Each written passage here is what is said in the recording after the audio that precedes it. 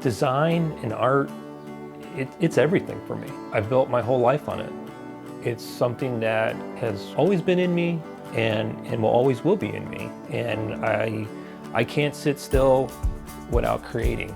And if it's furnishings or sculptures or drawings, it's just a real passion. It wouldn't be me without it.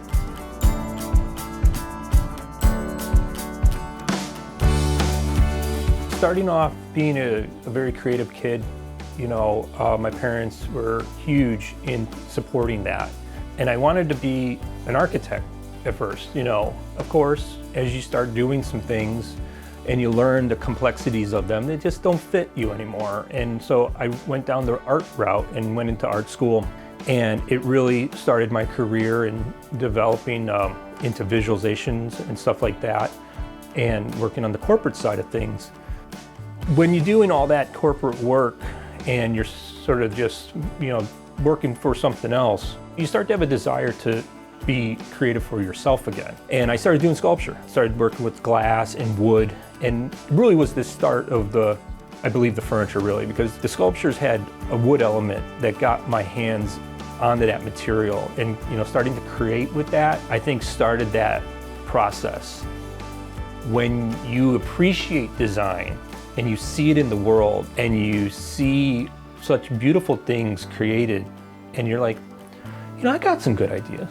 I think I'd be pretty good at this. Feel that this would be important to me. But it sat for a bit. The idea just sat in me for a bit. And I had a moment in my life that was like, it's time. It's time to move forward.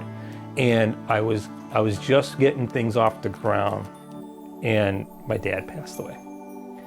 And losing him kick-started me hardcore.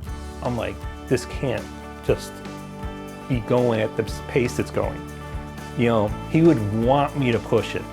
He would want me to just be creative, because that's something he just loved about me. Like he said, Paul, just take and learn, create, paint, draw. He just wanted me to be an artist, be who I really was, and he knew who I was. So to take that idea that's, I was ready to go before he passed, and then, when he passed, that was like, well, sadly he's not here to see me, but I'm gonna do it in his honor and carry it forward and carry that design out in my head and bring it to the world in the best way I can.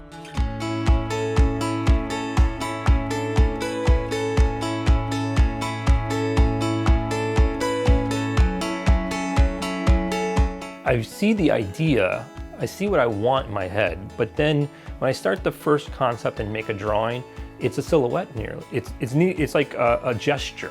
So when I get sort of that gestured out and that silhouette out of my head and on paper, and it's just sometimes just a really simple napkin sketch, really.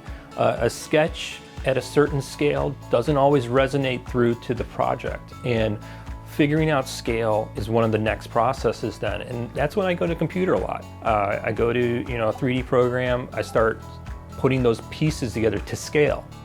I find working with multiple materials really gratifying, and I think there's a hidden gem you're bringing out in that material when you start to work with it. From the raw wood being cut and sanded to become the beautiful grain it is, or if it's taking brass or aluminum, even marble and stone, and taking that further than what it was just used for originally, finishing it in a way, polishing it, sculpting it almost. And I think that then harks back to my love for the sculpture back when I started that years ago. And I think this has really been a culmination of a lot of those talents. The architecture as a kid, the sculpture as a young adult, and now that I'm, middle of the road in my life, I think it's, you start to figure out everything aligns. And furniture is where my true passion, I think, is to